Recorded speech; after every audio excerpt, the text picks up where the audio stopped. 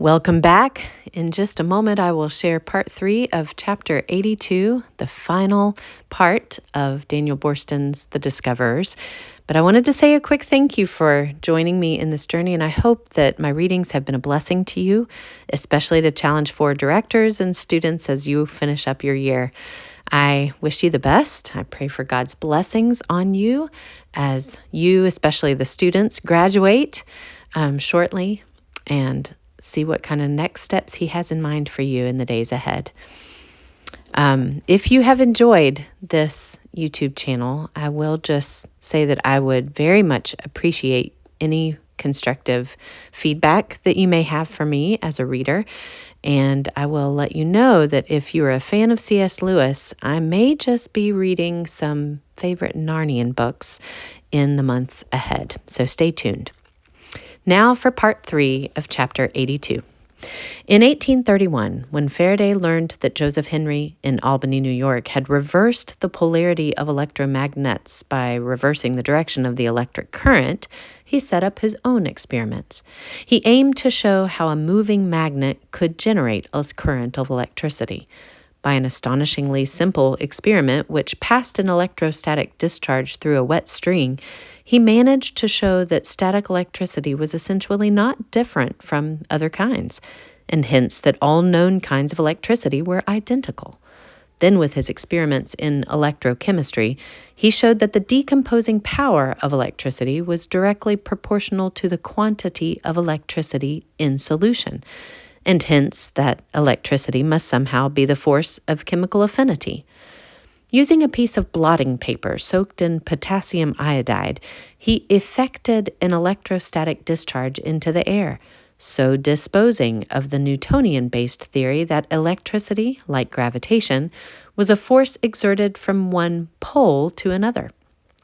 All these were clues to the existence of electric particles and to electric fields, opening towards fields of force with hints of the convertibility of forces and the unity of all phenomena.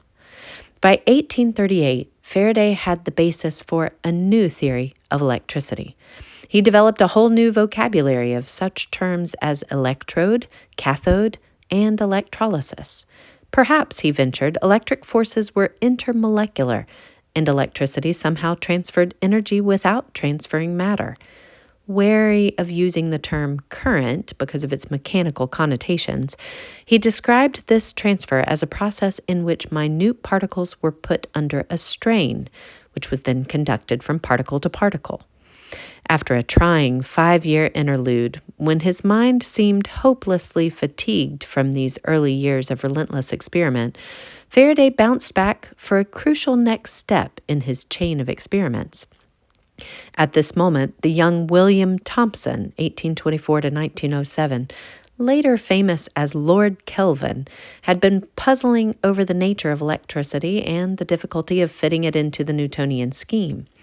In August 1845, Thomson wrote to Faraday describing his initial success in giving mathematical form to Faraday's notion of lines of force and suggesting some further experiments. None of the eminent physicists of the day had been persuaded by Faraday. But Thomson, then only 21, was open to even wilder possibilities. If there really were lines and fields of forces, might not experiment conceivably prove a kinship between electricity and light? Faraday determined to pursue the outlandish suggestion. At first, the difficulties seemed insuperable. Quote, only the very strongest conviction that light, magnetism, and electricity must be connected led me to resume the subject and persevere, end of quote. On September 13, 1845, Faraday tried passing a ray through a piece of the heavy glass with a high reflective index that he had made 15 years before, and in the field of a strong electromagnet. Quote, there was an effect produced on the polarized ray, he recorded with satisfaction, and thus magnetic force and light were proved to have relation to each other. This fact will most likely prove exceedingly fertile, end of quote. He was reassured by finding that the angle of rotation of the ray of light was directly proportional to the strength of the electromagnetic force. Faraday now found his earlier metaphor of interparticulate strain inadequate, and went on to suggest a, quote, flood of power, end of quote, the electromagnet being a, quote, habitation of lines of force, end of quote.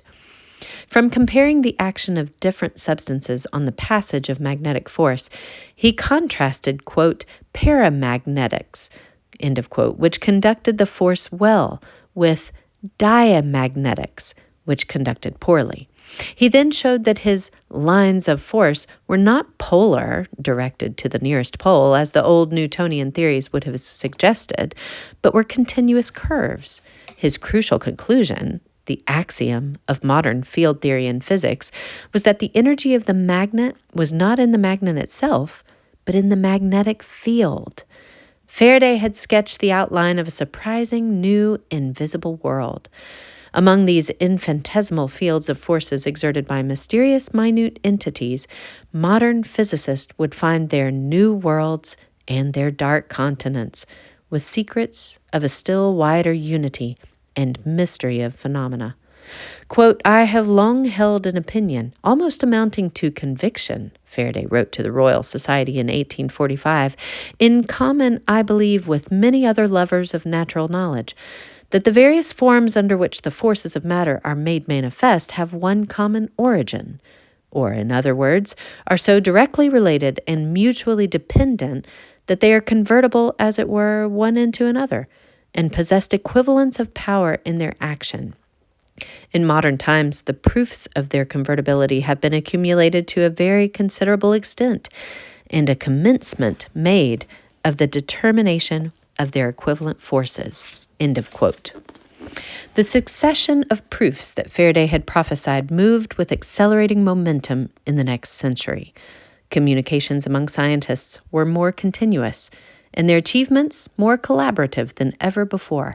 Sometimes it became a matter of chance who took, or who was given, the credit for taking the next step. Faraday's discoveries had been the product of an unmathematical mind, but the persuasiveness of the field theory would still depend on its being given a mathematical form. This was accomplished by Faraday's admirer, James Clerk Maxwell, 1831 to 1879, who translated Faraday's lines or tubes of force into a mathematical description of a continuous field. Just as Newton had given mathematical form to Galileo's insights, so, Einstein noted, Maxwell's equations performed a similar function for Faraday. Quote, the formulation of these equations, Einstein and his collaborator Leopold Infeld called, the most important event in physics since Newton's time, not only because of their wealth of content, but also because they form a pattern for a new type of law, end of quote. The features of these equations would appear, quote, in all other equations of modern physics, end of quote. These equations would become a basis, too, for Einstein's own theory of relativity. The next great step after Faraday in the revision of Newtonian physics and the dissolution of the indestructible atom came with the discovery of cathode rays, X-rays, and radioactivity. The clues to the electron were followed up by J.J. Thomson, 1856 to 1940, who discovered minute invisible particles of uniform mass, only 1/1800th that of the hydrogen atom, which till then was the lightest known object.